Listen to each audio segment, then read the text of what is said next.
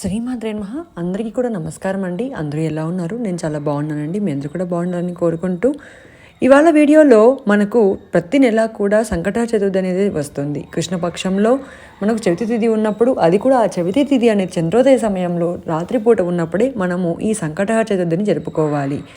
ఈ సంకష్టహర చతుర్థిని సంకట చతుర్థి అంటుంటాను. అలా కాదండి, సంకటహర చతుర్థి కానీ సంకష్టహర చతుర్థి కానీ అని పిలవాలి. సంకటాలు అంటే కష్టాలు తొలగించే ఈ చతుర్థిని సంకష్టహర చతుర్థి అని, సంకష్టి అని కూడా అంటారు. అయితే ఈ రోజున ముఖ్యంగా స్వామిని గరికతో పూజించి, అలాగే వ్రతాన్ని మనం చేసి, అలాగే ముడుపు కట్టుకొని పూజ చేసుకుంటే చాలా మంచిది. అయితే ప్రతి నెలా కూడా వచ్చే ఈ సంకటహర చతుర్థి పూజలో మనకు కొన్ని ప్రత్యేకంగా ఉన్నాయి. అదే నామం పేరు, పీఠం పేరు, చంద్రోదయ సమయాలు, దాంతోపాటుగా ప్రతి నెలా కూడా ప్రత్యేకంగా ఉపవాసం వీడిన తర్వాత తినవలసిన పదార్థం. అయితే ముందుగా డేట్ అయితే తెలుసుకుందాం. జూలై నెలలో మనకు ఆషాఢ మాసం అనేది వస్తుంది.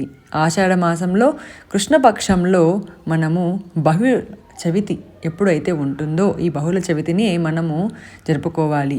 తిథి విషయానికి వస్తే చవితి తిథి అనేది బుధవారం ఉదయం 10:43 ప్రారంభమై గురువారం ఉదయం 8:24 వరకు ఉంటుంది. ఈ చవితి తిథి రాత్రిపూట మధ్యాహ్నంతో కూడిన అది ఎప్పుడు ఉంటుందో దానినే మనము సంకట చతుర్థిగా జరుపుకోవాలి. కాబట్టి ఈ జూలై నెలలో 24వ తేదీ వస్తుందండి. బుధవారం రావడం చాలా విశేషం. అయితే ఆషాఢ మాసంలో ఈ పీఠం పేరు మనం తెలుసుకున్నట్లయితే విష్ణు పీఠము అండి.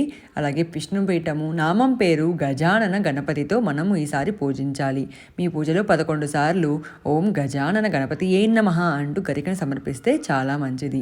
చంద్రోదయ సమయాలు చూసుకున్నట్లయితే ఆంధ్రప్రదేశ్లో 9:21 ప్రారంభమవుతుంది. కర్ణాటకలో 9:52 ప్రారంభమవుతుంది.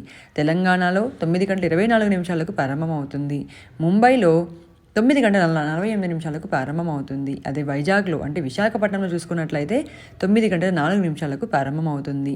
ఈ ప్రారంభమైన 1 గంట ముందు మీరు పూజలో కూర్చొని మీ పూజ అంతా ముగిస్తే ఆ తర్వాత మీరు చంద్రోదయ సమయానికి చంద్రుడికి అర్ఘ్యం ఇచ్చేసి ఉపవాసం అనేది వీడవచ్చు. అయితే ఉపవాసం వీడిన తర్వాత మనం తప్పకుండా తినవలసిన పదార్థం తెలుసుకున్నట్లయితే తేనెను స్వీకరించాలండి. ఈ ఆషాఢ బహుళ చవితి నాడు మనము తేనెను స్వీకరించాలి. అంటే పూజ అంతా అయినాక మనం ఉపవాసం వీడడానికి తింటాం కదండి, ఆ తినడం ముందు తేనెని మనం నోట్లో వేసుకొని మిగిలిన పదార్థాలన్నీ కూడా మనం స్వీకరించాలి.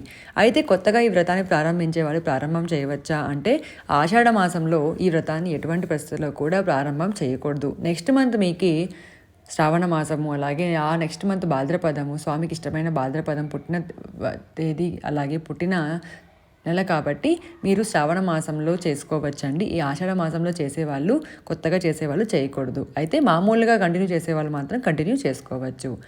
చూసారు కదండి, మీకు ఈ జూలై నెలలో కావాల్సిన ఇన్ఫర్మేషన్ అంతా కూడా సంకట చతుర్థి గురించి ఇచ్చాను అనుకుంటున్నాను.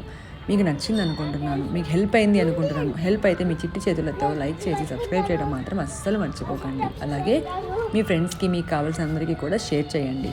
మరిన్ని మంచి ఆధ్యాత్మిక వీడియోస్ కోసం మన ఛానల్ని తప్పకుండా సబ్స్క్రైబ్ చేయడం మాత్రం మర్చిపోకండి. అందరూ కూడా బాగుండాలి, అందులో మనం కూడా ఉండాలని కోరుకుంటూ సర్వేజన సుఖినో భవంతు.